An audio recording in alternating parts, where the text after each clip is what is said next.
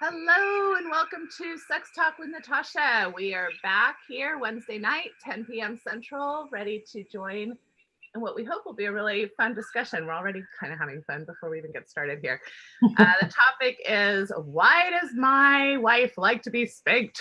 And can I just, before we even start, can I just give a huge shout out to Gina and Nathan for being on my show publicly, being willing to talk about something like that. So big round of applause. Thank you. This needs a big shout out. I'm excited about talking about it.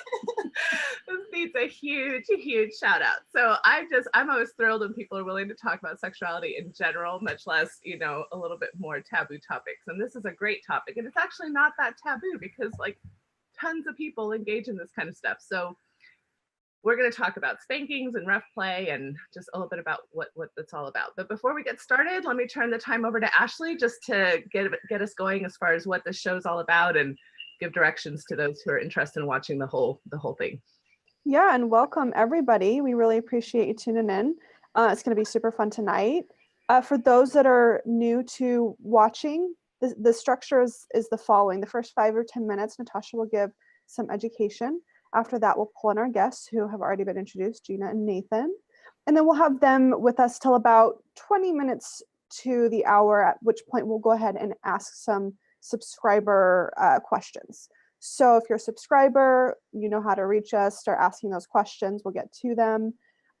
We will be live on Facebook for about the first half. And then after that, we'll go ahead and finish on Patreon. And to get to Patreon, just go to patreon.com/sextalkwithnatasha, and I'll put it in the comment section of Natasha's Facebook Live. And just so you know what you get with Patreon, it's a cost-effective way to get started with sex therapy. We know that sex therapists can be pricey, so we want to provide a cost-effective way for you to get started. You'll have access to this show. You'll have access to the blog posts, homework assignments. There's a community there, tons and tons of resources, webinars. Right now we have a webinar once a month. We're posting a webinar about how to talk to your kids about sex. Extremely informative. As always, if you want to see Natasha professionally, you can visit her online practice. That's Symmetry Solutions, and you can find that at symmetrysols.com. And now we'll go ahead and just get right into it. So I'll send it back to Natasha. All right, thank you, Ashley, for that. So we're talking about spankings and rough play tonight, which is one of my favorite topics. I probably shouldn't be so excited about certain topics because then I disclose some of my own preferences, but that's okay because I'm all about vulnerability and opening up and having fun, which is a lot about what sexuality should be about, and normalizing it for everybody. So big thing in this show is we don't want to yuck your yum or yum your yuck or something along those lines that young people like to say, which means if I'm turned on by something and you're not, that's okay. And if you're turned on by something and I'm not, that's okay. And when we're talking about rough play, the more clinical term for that maybe some of you have heard is BDSM or kink. And kink in particular just is kind of a more umbrella term. It's referring to any kind of sexual behaviors that people engage in that might be considered unconventional. So of course that's going to vary between cultures and people and just what somebody might consider kink play versus conventional sexuality. And then BDSM, what that stands for is, I'm gonna just put my notes here, bondage and discipline, because there's like lots of words, bondage and discipline, and also dominance and submission, and sadism and masochism, which can sound like really scary, weird clinical terms, especially the sadism and masochism. And for a long time, as we well know, in many cultures, sexuality has been pathologized if it doesn't follow the norms that people in that particular culture want it to be followed. And much of those norms have been influenced by government and religion and family and different aspects of our environmental factors. So it's unfortunate that some things that really are quite normative or fun or interesting to delve into oftentimes comes with so much stigma and misinformation attached to that. So one of the things that I just kind of want to throw out there before we start our conversation is that anybody who's into BDSM or kink play. And that is a huge spectrum of what we can think about in those words. It can be something as simple as, you know, light spanking. A nibble turns into a little bit more of a grabby bite. Maybe hair is pulled a little bit. Maybe there's a little bit rough manipulation with your arms or hands as you're in certain positions with each other. These are fairly typical things that people like to do, and maybe they wouldn't necessarily consider it BDSM play, but anytime that you start enforcing some form of physical power, you're kind of entering that realm, and it can be really fun to do. And but again, I want to normalize it. Like lots and lots of people do this, and oftentimes what happens when people are interested in these things is they start wondering, one, is there something wrong with me that I like this kind of stuff? Or is there something wrong with my partner that they like this kind of stuff? What does it mean that I like this kind of stuff? Especially since most of us are not violent in our day-to-day lives. Most of us have values that have to do with being kind and being, you know, community members that are not going to go around abusing each other or hitting each other or you know, doing anything like that. Even calling each other names, that's another, you know, like dirty play, you know, like maybe saying something like, you know, what can I say on Facebook without getting in trouble? I don't know, but like F me, bitch, or something like that, you know, that's something that, you know, in sexual play with a partner that you trust can be really hot. Not something you'd probably say to your, you know, neighbor without having a really large altercation, right? So there's this like dynamic between like what our values are and yet what we're doing in the bedroom. And if those don't totally match, then people might be concerned about what that means. So right off the bat, I just want to tell people, doesn't mean you're wounded, doesn't mean you come from some traumatic type of history in your background. It doesn't mean that you are an abuser in the making. It doesn't mean any of those things. Like this is, again, fairly typical play that is normal.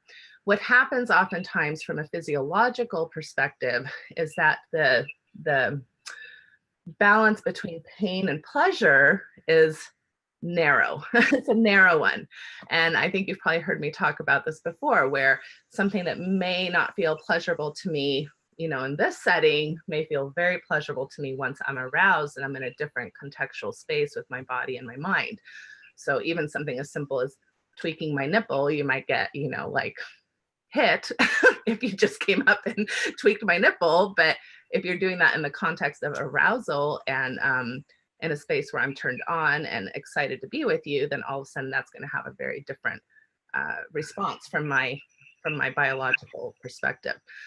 So these are all the things that I just kind of want to play out there as far as just like putting down a foundation about talking about this, with the last point being that it's so important to understand that this is in the context of fantasy, and that fantasy is not reality. And I don't know why we tend to have so much more problems understanding the difference between fantasy and reality in the sex realm. Most of us go to movies, most of us go see violent films, most of us see car racing films. We don't leave the parking lot and start driving like maniacs just because we saw a car, you know, we went to Fast and Furious or something. And most of us don't start stabbing each other because we went and saw some gladiator movie, right? So, so in the bedroom, when some of these erotic tastes come up or things that we enjoy come up, it's very helpful if you can just be thinking, you know, this is a playground. This is a place where I get to be imaginative with my partner or partners. This is a place where we get to negotiate what's fun and what type of play we want to entertain in. It doesn't mean that it speaks to who we are as people outside of the bedroom. It doesn't speak to our values. It doesn't speak to things of that nature. So that's my initial little foundational piece about BDSM, kink, spanking, etc. And let's turn it back over to Ashley and get our guest talking, because this is going to be fun. I love Nathan and Gina. Yeah, thank you. That was great. And we've already got some questions coming in from our subscribers. So I'm excited to ask those on behalf of them in a little bit. Today we have Gina and Nathan, and I'll let them kind of introduce themselves a little bit more. They were gracious enough to come on and talk to us about this topic. So we'll have about, let's see, trying to do the math in my head, about about half hour with them to talk about, you know, anything that they want. So obviously we would encourage you guys to share a little bit of your personal experiences should you feel comfortable. If not, whatever you guys want to include is fine with us. So Gina, Nathan, welcome. Thank you. Thank you. It's so exciting to be here. Yeah. I'm feeling really vulnerable right now, and I can see Natasha laughing.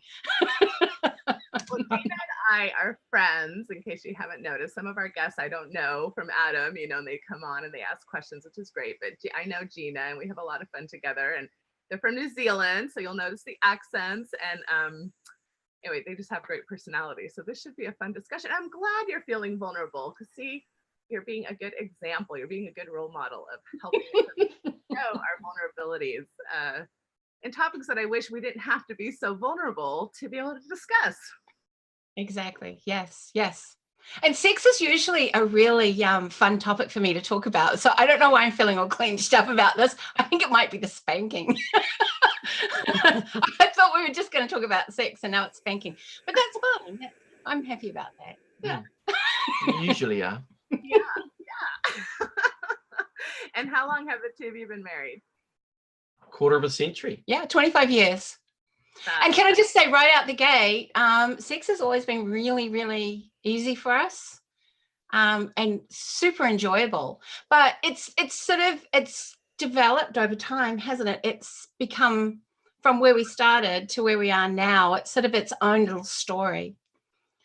And I think that this question of spanking might have come up by you and I having a conversation, and we were talking about spanking, and I said, yeah, I like a little bit of spanking. But you know, I'm kind of curious to know where that comes from. And this is reasonably new in our marriage. Oh, well, that's fun. Yeah, that kind of physical contact has developed. I noticed that it kind of started with the Twilight movies, and then developed through the 50 Shades of Grey. and I think they gave us ideas that perhaps we may have felt were dysfunctional previously. I don't know if Gina kind of had been harboring these, and but it does raise the question. I mean, I like that you've said it is not dysfunctional. That's quite reassuring. But I'm interested to know, because, you know, obviously when you're younger, spanking's associated with discipline for being bad. And so is there a connection there, or is it just, hey, I like my lover touching my bum, doing something with my bum? I don't care what it is, you know, spanking, biting, kissing, licking. I won't go into too much more, but, you know, what is it about? I saw Gina's eyes go wide. Okay, so these are great questions, and a lot of times we just really don't know. You know, our erotic templates are developing from a very early age, and it's very common that in our scripts, violence and sexuality have been mixed. You know, in our movies, in our literature. And so even something, you know, I remember, I'm gonna forget the name of the movie now, but a Braveheart, I think, you know, and it starts off with this couple getting married, the peasants, and then the king's men come in and they take the woman, and before she can be with her husband, she has to be with the king first, you know. And I just remember watching that as, you know, a younger version of myself and being horrified, right? Horrified. Like, that's not exciting. That doesn't seem very fun. And yet playing that out in the bedroom can be kind of fun. Who plays the king? That's weird. Yeah, who plays the king? Right. But so that's the part that where we get kind of like this concern, like, is something turning me on that means I would actually want to be raped, you know, and that's like the last thing that I would want, or I wouldn't want that to happen to anybody, right? And so this is where our concerns come. But I think that because sexuality in general is a power type of, it's a power play, you know, we're engaging in a power dynamic where you have a certain amount of power and I have a certain amount of power. And when that goes well, and when you have a partner where you feel safe, and where you have a partner where you feel like you can say no or stop, and that's going to be respected, then all of a sudden that opens up this erotic space for the taboo, right? For the mysterious, which quite frankly, that's sexy. So what we know about passion is that it usually requires some level of mystery. And this is one of the struggles that I think long-term marriages run into, right? Is, you know, you hear constantly, well, the spice has kind of gone out of our marriage, right? Or we used to have really hot sex and now it's kind of like we're just kind of in a routine, or we're kind of bored, or it's okay, but it's not like what it used to be. And that's because a lot of times what we crave is a duality between stability, which is what's nice in a long-term relationship. You know, you can count on somebody. They're going to be there to help you raise your kids. If you have kids, you know, you don't have to make a decision every day on who's going to help you pay the bills. So stability is nice. And yet we need that added mystery piece to still keep that kind of passion and that flavor alive.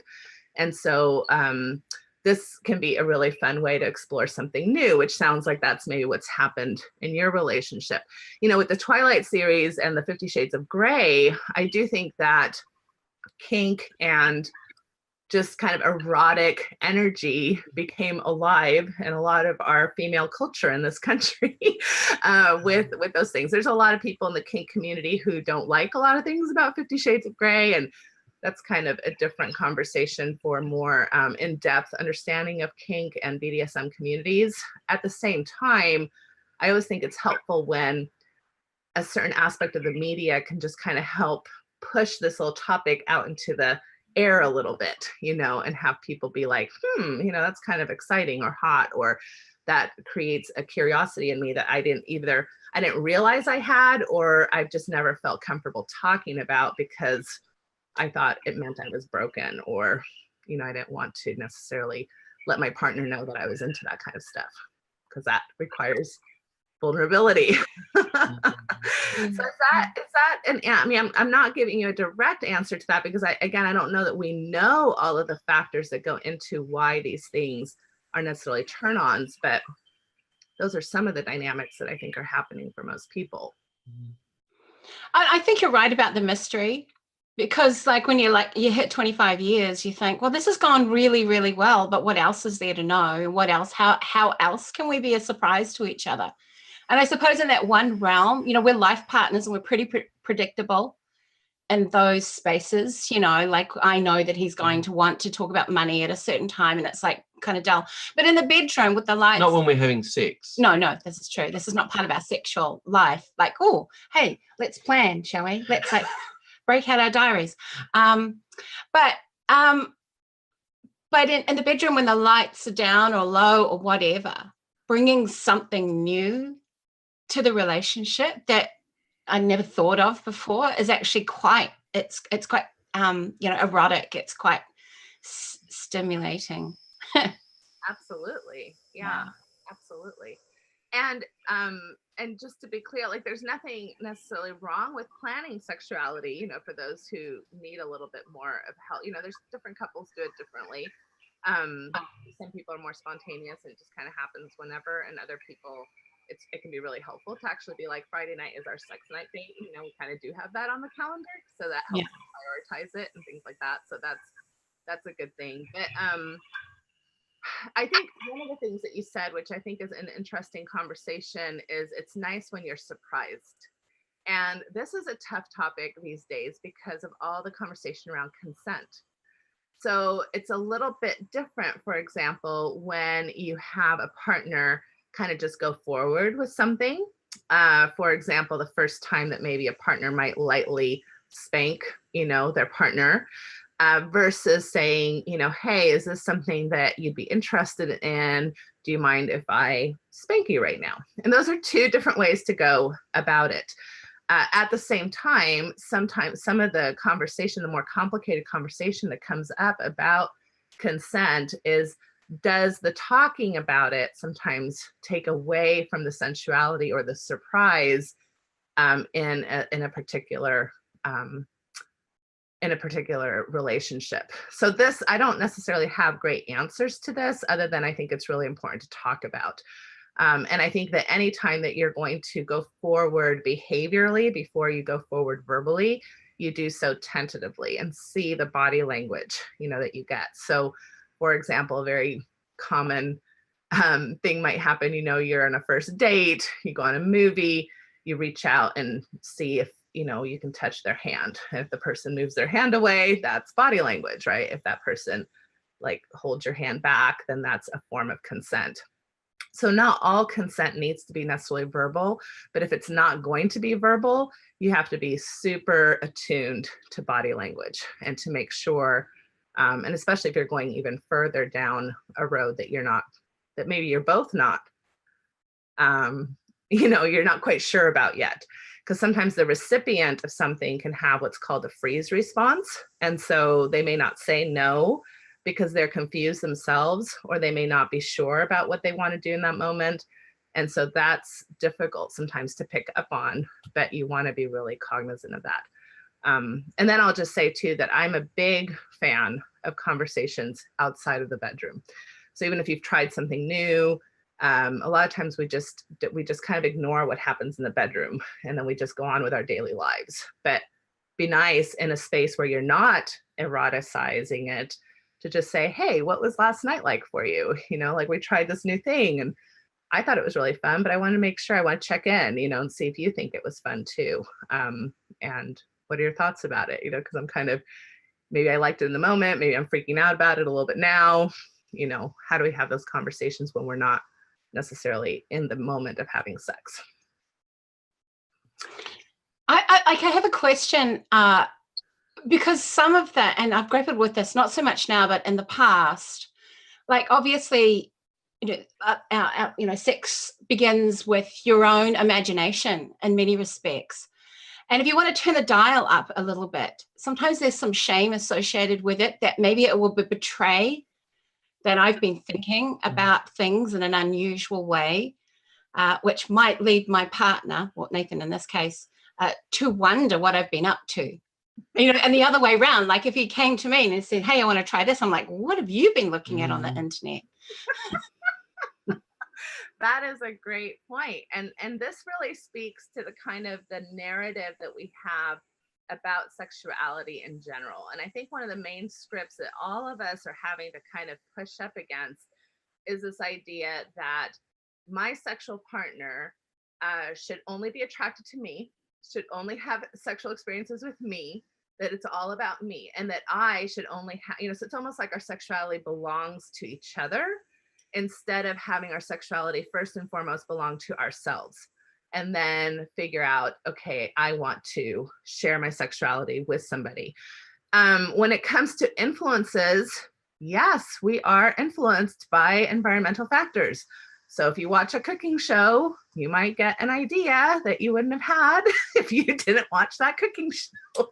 And so we learn, we're observational creatures, you know, so if we watch some erotica or read a book or watch some porn or even listen to some music or something, we might get an idea or be stimulated in a way that we wouldn't have otherwise. And I think for many couples, the narrative is to see that as a threat.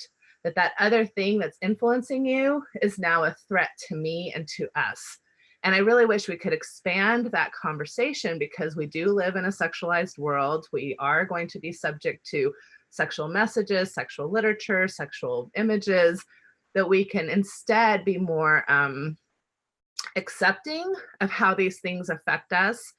And that if we learn from the human experience, something that we may want to try, that doesn't necessarily have to be a threat, that it can be something like, we get to learn from other people how, you know, something that we might be interested in trying. But I do hear that a lot, especially from spouses. And I would say, especially even from female spouses, with this narrative of, you know, the female being like the sexual object, like I need to be the, you know, the person who my husband desires. And so much of, I think, female value has been on attractiveness and sexuality throughout the ages. And so that's a lot of pressure that females have had kind of, you know, put on their shoulders. And so if your husband has seen something in an erotic video, for example, now I feel like I'm being pornified, right? Or that I'm supposed to meet your sexual fantasies or expectations due to what a professional is doing on a TV show, right? And so I can understand the concern with that, because most of us are not interested in being, professional sex workers or sex performers. And just like if I came out of the movie and said, well, why don't you drive like Brad Pitt, then, you might feel like, geez, I don't want to drive like Brad Pitt. I want you to like the way that I drive. So this is where it gets a little bit complicated. Like, yes, we're affected by those things. And I hope that we can encourage different narratives around those ways that we're influenced. And at the same time, I understand why it can be threatening, or why, especially if there's like some level of expectation, like you should like this because she likes it, or it looks like she likes it on that show. Again, remember, pornography in particular, or anything that's media related, is a performance. It's a performance. It's not reality. And we need to keep it in that category of fantasy world versus what people are actually doing in their bedrooms. Do you have any questions? Because I have another one. I do actually. I want to talk about, or ask about, the guilt factor. So Gina talked about guilt in terms of being worried about what, I might think if she's talking about something that is different. Mm-hmm. What about if Gina wants things to be particularly rough and I feel guilty that I might hurt her, or it's actually abusive? Like in any other context, it would be abusive. And how do I overcome the feeling that this is uncomfortable for me because actually I love her and I don't want to hurt her, but she's asking me to hurt her? How do you deal with that? Right. This is a great question. Great question. And I think, again, it's that trusting your partner to be real with you, right? So if your partner's saying, hey, this really is hot, this turns me on, and it's probably going to be in a certain context. I'm guessing those same things, if you just come up behind her and do them in the kitchen or something, she may not be as, desirous of you acting or behaving in certain ways. But in a certain context, if that's what she's saying, hey, this is really great, how do you trust your adult spouse, especially a female spouse, to be telling you the truth in that regard? And again, that goes back to the very first thing I started with, which is my values, which is I love my wife. I want to be kind to my wife. I would never want to abuse my wife. Those are your values. Those are your core values. Do not need to be threatened by the fact that she's asking for this play. And in fact, if you can look at it from this perspective that you are trusted enough in her life, you are probably the only person, in her life at this particular time where she can even broach some of this sexual exploration that she's curious about and that she's being vulnerable with you about, then it's actually a very loving thing to be willing to engage in something that you might be a little uncomfortable with at first, but that is arousing. Now, I'm going to say too that just because you love her and just because she's turned on by something doesn't mean that if you're not turned on by that you have to do it, right? So this is where we have to kind of manage each other's erotic tastes, because I may be legitimately turned off by something that you're legitimately turned on by, right? So that's a different issue. But if it's exciting for you too, but you're just worried because you don't want to be an abuser, then I would just say lean into that excitement and trust and contract and negotiate together that if she's going to say no, then that's a stop. And this is where, you've probably heard about the safe word, which is very typical in BDSM cultures, that you have a safe word where the two of you have negotiated that. The minute somebody says that, or it can be different because sometimes people like to be gagged, and so you can't say your safe word, but it can be like a something that you do with your body or something that the two of you know. That means something has shifted, because things can shift quite quickly in sex. Even forget BDSM, you can be just in the throes of vanilla sex and all of a sudden the grocery list is going through your head, right? And so your mind can shift on you in ways that maybe you don't want. So you might be enjoying something really wonderfully, and in a blink of a second, for some reason that you may not even understand, all of a sudden your body's saying no. So you have to be prepared, especially when you're playing with some of these more power dynamics, to be able to stop and have a different plan to go forward in a different way. I'm going to jump in really quickly. We're going to go ahead and cut off the Facebook feed, but we're going to continue over on Patreon. So for all those watching on Facebook, thank you so much for joining. We hope you enjoyed it. Go ahead and head over to Patreon, and we'll see you over there. Patreon.com/sextalkwithnatasha. Thanks. So thanks, guys. See you later. See you next week.